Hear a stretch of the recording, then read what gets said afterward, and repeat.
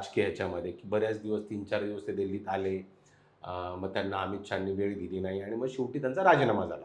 त्यांनी ज्या पद्धतीने आपली लोकं डिपोर्ट केली, ती करायला नको होती.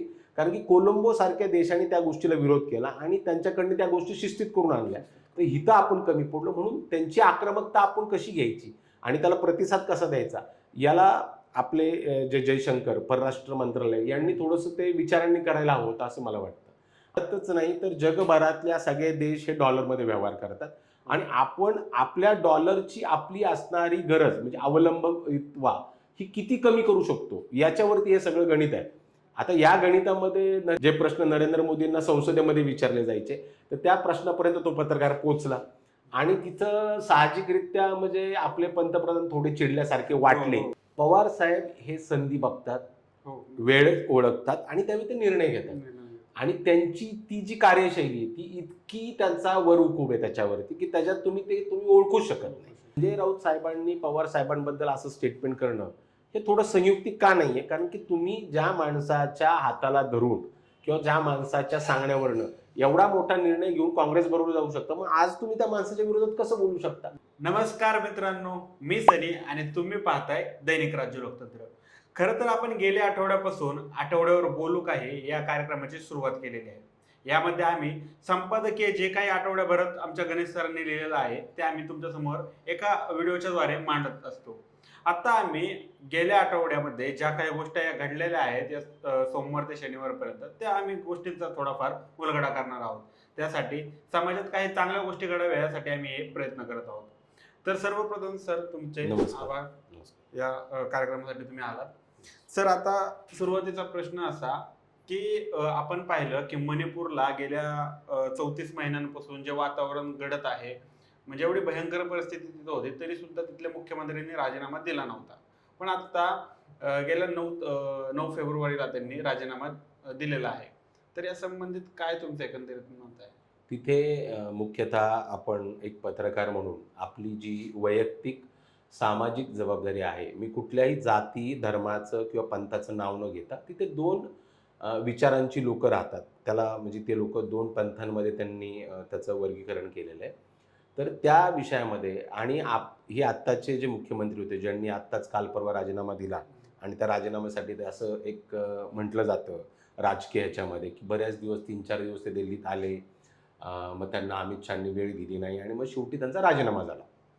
तर या विषयामध्ये ते मुख्यमंत्री एका पंथाचे आहेत. तर याच्यात मणिपूर 2 विचारात एकदम कट्टर पंथी विचारामध्ये विभागलेला आहे आणि तो कट्टरपंथी विचार त्याच्यामध्ये आपण ज्या पद्धतीचं माणसाची मानसिकता, ज्याला इंग्लिशमध्ये फार एक सुंदर शब्द आहे रेडिकलिझम. त्या रेडिकलिझममध्ये माणसाचं मानसिक तयारी इतक्या उच्च प्रतीची होती, की त्याला माणसाचा माणूसभाव हा निघून जातो. आणि ज्यावेळी हा मानसभाव निघून जातो, त्यावेळी होतं काय, की तुम्हाला माणसाबद्दलची दया, माया, जिव्हाळा या गोष्टी संपून जातात. मग त्यांच्यामध्ये तो कट्टरपंथी विचार इतका रुजवला गेलाय, त्यांच्या काही सामाजिक कंटकाकडनं आपण असं म्हणूयात, की जिथे माणसाचं माणुसकी पण विसरतात. आता 34 महिन्यापूर्वी जेव्हा नरेंद्र मोदींपर्यंत किंवा गृह मंत्रालयापर्यंत हा विषय आला आणि तिथं वेगळ्या प्रकारचं आंतरराष्ट्रीय, राष्ट्रीय स्तरावरनं गोष्टींची दखल घेतली गेली. पण आपल्या केंद्र सरकारने घेतली नाही. तर त्याच्यात उशीर म्हणण्यापेक्षा लक्षच दिलं नाही. म्हणजे कुठल्याही तिथे केंद्राच्या कुठल्याही एजन्सीने असेल, लक्षच दिलं नाही. मग तिथं त्यांनी काय केलं, सी-आर-पी-एफचे डिप्लॉयमेंट किंवा केंद्रीय बलाची डिप्लॉयमेंट म्हणजे सगळं त्यांनी मनगट आणि बळावरती त्यांनी तो हाताळण्याचा प्रयत्न केला.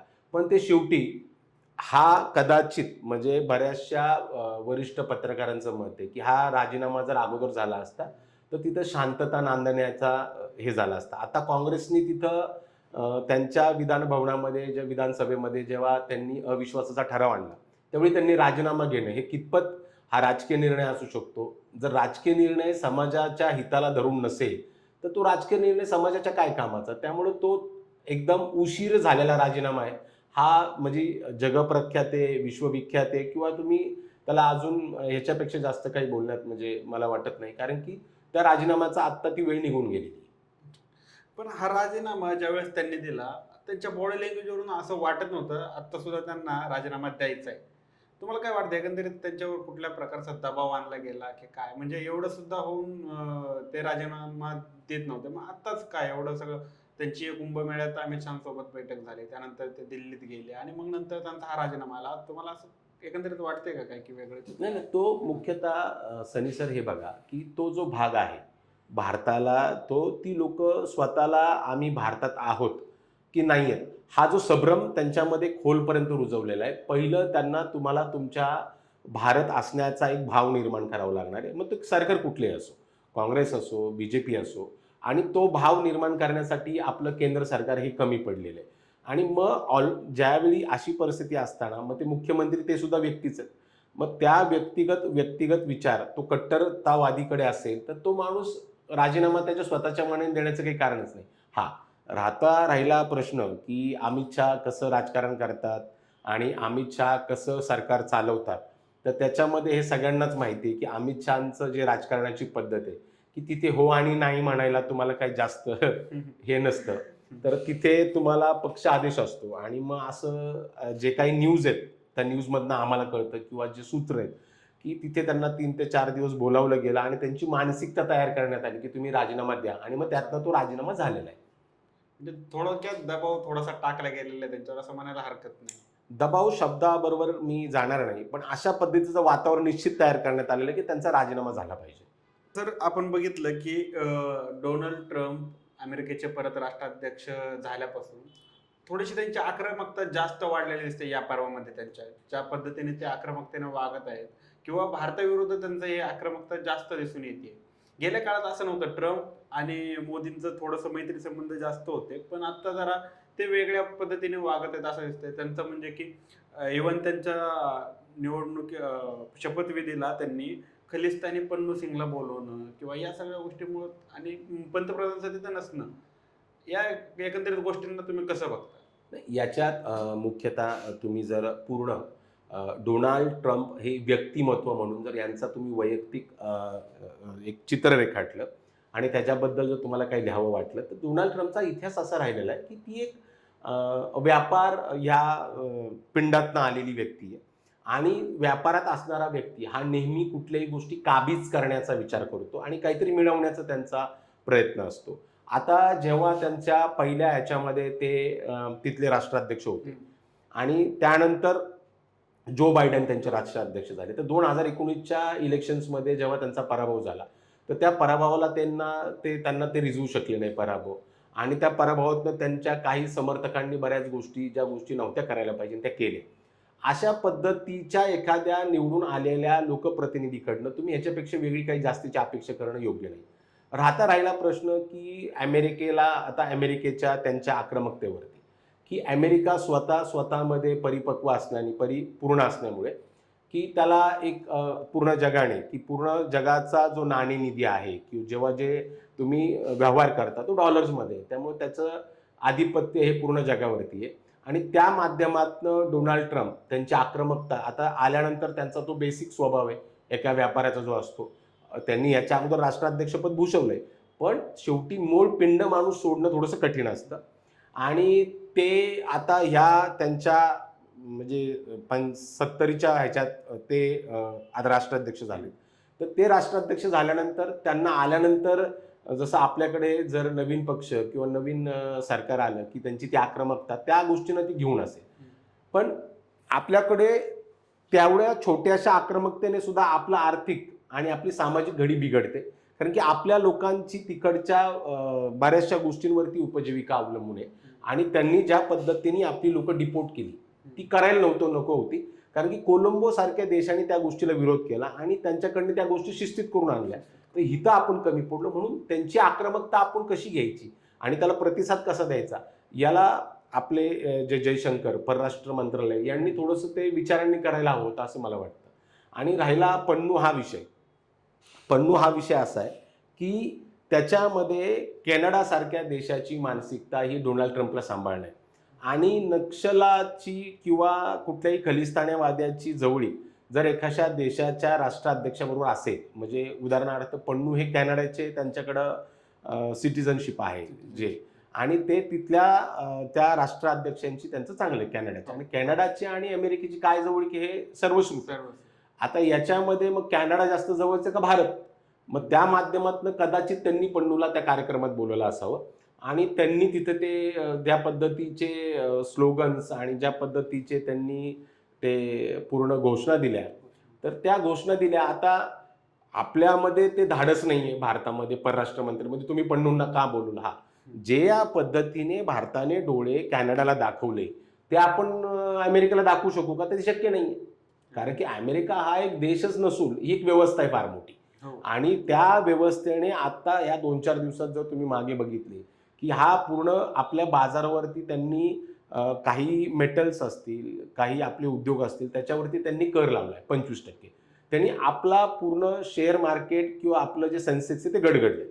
तर त्यामुळे ही रिस्क कोण घेणार आहे. म्हणजे इथल्या लोकांचा वाईटपणा, व्यापाऱ्यांचा, ज्याच्यासाठी आपले नरेंद्र मोदी ओळखले जातात की एक व्यापाऱ्यांचा पंतप्रधान म्हणून, तर हे शक्य नाही. त्यामुळं पन्नू हा विषय सध्या कदाचित त्यांनी शिस्तीत वगळला असावा आणि त्याच्यापर्यंत त्यांना अमेरिकेला नक्कीच आपण डोळे नाही दाखवू शकत. पण सर आपण बघतोय की सध्या म्हणजे करच्या बाबतीत जे चाललंय आता एवढी सवलत दिली जाते अमेरिकन मोटरसायकलींना की 50% पण खाली जी काही कर मर्यादा आहे त्याला त्याला पण त्यांनी मायनस करून आता या आर्थिक धोरणामध्ये सध्या तर काही गरज नव्हती की अमेरिकन मोटरसायकलींना तुम्ही कमी कर लावा अशा गोष्टी केलेल्या आहेत या अर्थसंकल्पात. याची गरज नसताना सुद्धा ते करून आणले. मग ते डोनाल्ड ट्रम्प यांचं एक वर्चस्व दिसून येत आहे का, म्हणजे नरेंद्र मोदी किंवा जे सरकार आहे आता भारतामध्ये सत्तेत ते त्यांच्या दबावाखाली दबतंय का किंवा घाबरलंय का सरकार, असं तुम्हाला वाटतं? असं नाहीये मुळात.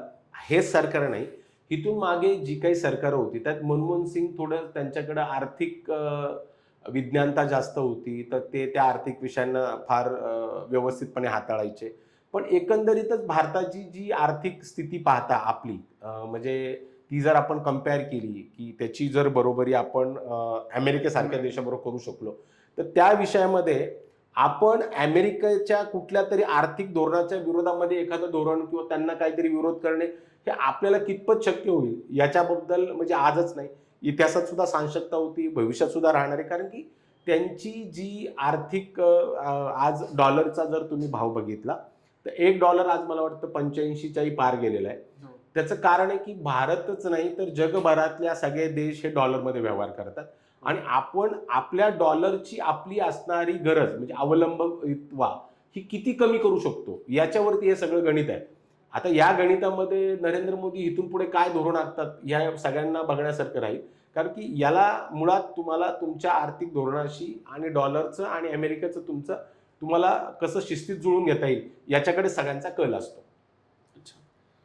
अमेरिका आता आपल्याला ज्या भावामध्ये तेल देते त्यापेक्षा अगदी अर्ध्या किमतीमध्ये रशिया आपल्याला तेल देते.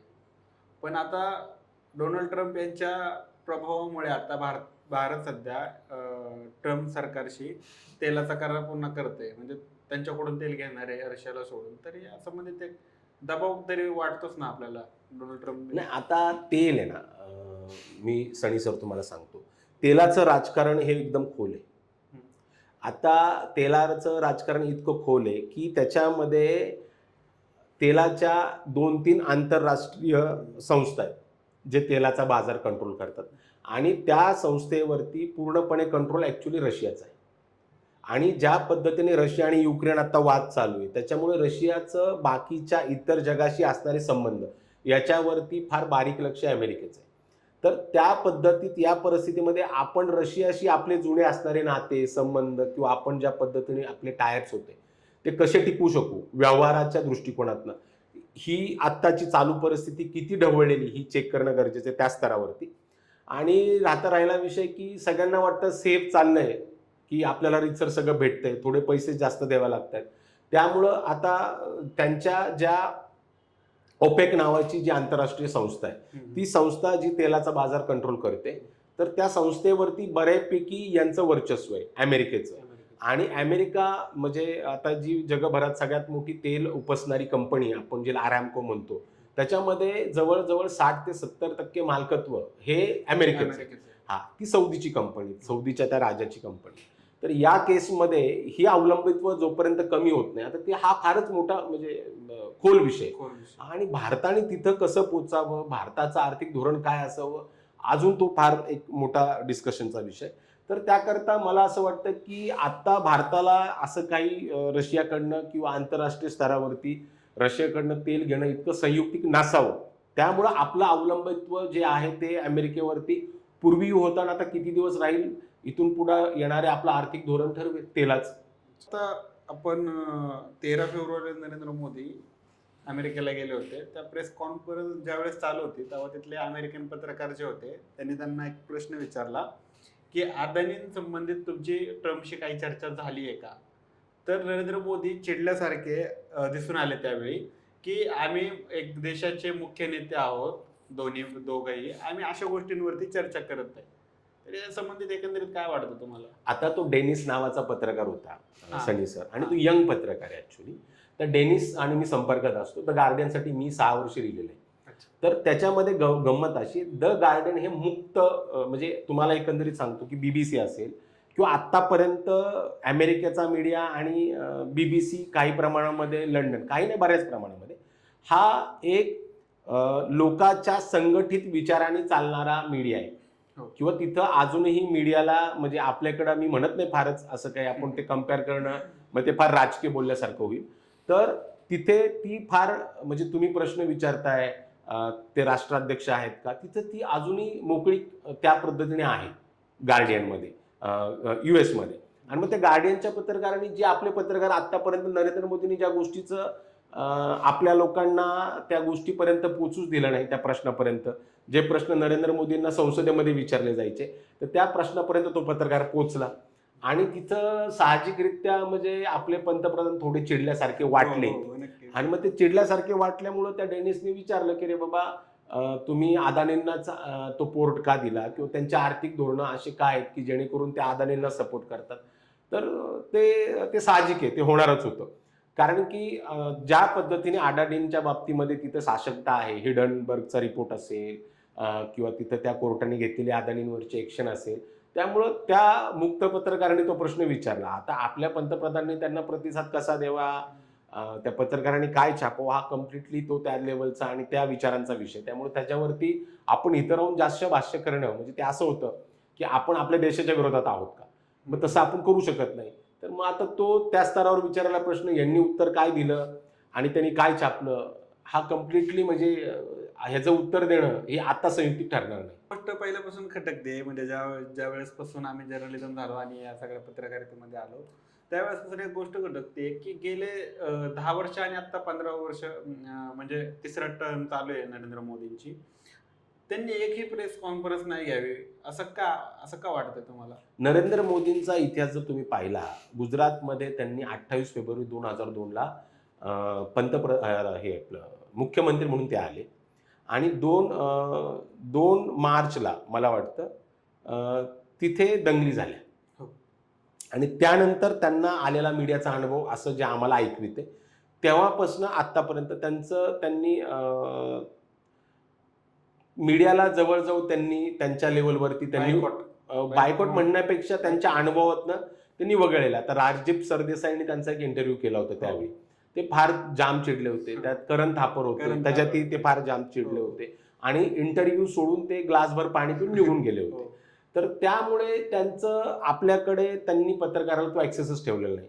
त्यांचं मत असं आहे की आपले पत्रकार स्वतःचा TRP किंवा स्वतःचं काहीतरी पत्रकारिता चालवावी म्हणून देशाबद्दल विचार करत नाहीत, असं कदाचित त्यांचं ते मत असावं असं आम्ही ऐकवित आहोत. त्यामुळे त्यांच्या त्या अनुभवामुळे त्यांनी तेव्हापासून कुठल्याही पत्रकाराला, म्हणजे पंतप्रधान झाल्यापासूनच नाही, त्या काळापासून त्यांनी पत्रकाराला कुठल्या जवळ केलेलं आम्ही नाही पाहिलं. सर, यंदाचं मराठी साहित्य संमेलन दिल्लीत होणार आहे, तर त्याच पार्श्वभूमीवर उपमुख्यमंत्री म्हणजे एकनाथ शिंदेंना शरद पवारांच्या हस्ते सत्कार करण्यात आला. तर या सगळ्यामुळं एक राजकीय चिखलफेक सध्या होताना दिसते. ठाकरे गट जास्त आक्रमकपणे पवारांविरोधात बोलायला लागले. काय एकंदरीत वाटतं या महाराष्ट्राच्या सध्याच्या राजकारणाबद्दल? हे महाराष्ट्राचं राजकारण जेव्हापासनं हे 2019ला शरदचंद्रजी पवार आणि त्यांचा पक्ष त्यावेळेचा राष्ट्रवादी, आणि परत माननीय हे देवेंद्रजी फडणवीस आणि उद्धव ठाकरे यांची जी वाढलेली अंतरं, आणि त्यानंतर काँग्रेसनी आणि उद्धव ठाकरेंच्या शिवसेनेने ह्यांनी एकत्र येऊन स्थापन केलेलं महाविकास आघाडीचं सरकार, त्या दिवसापासून महाराष्ट्राच्या इतिहासामध्ये असं कधीही घडलं नाही. अशा पद्धतीचं सरकार स्थापन झालं. कुठल्याही सामान्य जनाला असं कधीही वाटलं नाही की अशा पद्धतीचं महाविकास आघाडीचं सरकार येईल. एक, आता त्यावेळी असं राजकीय लोक बोलण्यात आलं की पवारसाहेब प्रॅग्मॅटिक राजकारण एक व्याख्या आहे, म्हणजे गर्भातलं राजकारण ते करण्यामध्ये पवारसाहेबांचा कोणी हात धरू शकत नाही. आमच्या पत्रकार लोकांचं किंवा म्हणजे जे काही आपली लोक आहेत त्यांचं सगळ्यांचं म्हणणं असं नाही आहे. पवारसाहेब हे संधी बघतात, वेळ ओळखतात आणि त्यावेळी ते निर्णय घेतात. आणि त्यांची ती जी कार्यशैली आहे ती इतकी त्यांचा वरहुकूब आहे त्याच्यावरती की त्याच्यात तुम्ही ओळखू शकत नाही. आता बीजेपी सारखा राष्ट्रीय पक्ष जो केंद्रामध्ये सत्तेत आहे आणि त्याचे करते करविता जे अमित शहा आहेत, नरेंद्र मोदी आहेत, ज्यांनी काही करून तुमची 2019ला सत्ता त्यांची आली, ज्या पद्धतीने 350चं बहुमत आलं, 300चं त्यांचं बहुमत आलं आणि त्यांचे सहकारी मिळून 350, अशा वेळी तिकडं सरकार स्थापन करणं, अशा त्यांच्या विरोधात जाऊन, आणि ज्या पद्धतीने त्यांचा आता ईडीचा आणि सीबीआयचा मारा चालला होता जे आपण सगळे पाहत होतो, ते फार मोठं धाडस होतं साहेब. आणि तिथनं पासनं आता एकनाथ शिंदेंनी केलेलं, परत 31 मे रोजी त्यांनी केलेलं बंड गुवाहाटीचं, नंतर देवेंद्र फडणवीस आणि मग त्यांचा अजितदादांचं नंतरचं एकत्रित येणं, तर हे कसं आहे की पवार साहेबांना वेळ, त्यांना असं म्हणतात की राजकारणातलं टायमिंग साधता येतं, त्यामुळे त्यांनी राजकारणातलं टायमिंग साधलं. आणि आताही ते जे त्यांनी जो सत्कार केला एकनाथ शिंदेंचा, तो सत्कारी दॅट इज कम्प्लिटली एकनाथ शिंदेंनी म्हटले की बाबा शरद पवारांनी सगळ्यांना गुगली टाकतात, मला टाकत नाहीत, म्हणजे कुठल्या तरी पद्धतीने पवारसाहेब माझ्या जवळचे हे सगळ्यांना सांगणं. तर हे काहीतरी वैचारिक पद्धतीने समोरच्या माणसाला, ज्याला कुणाला त्यांना एक सूचक पद्धतीने एक इशारा द्यायचा आहे, तो त्यांनी दाखवला आणि दिला. त्या केसमध्ये तो सूचक इशारा कुणाला होता, काय होता आणि कसा होता, त्या पद्धतीने त्यांनी तो दाखवला. आता राहिला प्रश्न शिवसेना उबाटा. तर संजय राऊत साहेबांनी पवार साहेबांबद्दल असं स्टेटमेंट करणं हे थोडं संयुक्तिक का नाहीये? कारण की तुम्ही ज्या माणसाच्या हाताला धरून किंवा ज्या माणसाच्या सांगण्यावरनं एवढा मोठा निर्णय घेऊन काँग्रेस बरोबर जाऊ शकता, मग आज तुम्ही त्या माणसाच्या विरोधात कसं बोलू शकता? तर हे म्हणजे संजय राऊत साहेबांचं जी सवय आहे की ती थोडी त्यांनी बदलली पाहिजे, जेणेकरून त्या पक्षाला काहीतरी उभारी येईल. कुठल्या तरी एका माणसाचं थोडंसं वाईट किंवा थोडंसं चांगलं हे पोटात घ्यावं लागतं, ते राजकारण आहे. असं मी त्यांना समज देण्यात इतका मोठा नाहीये, पण ती खरी परिस्थिती आहे.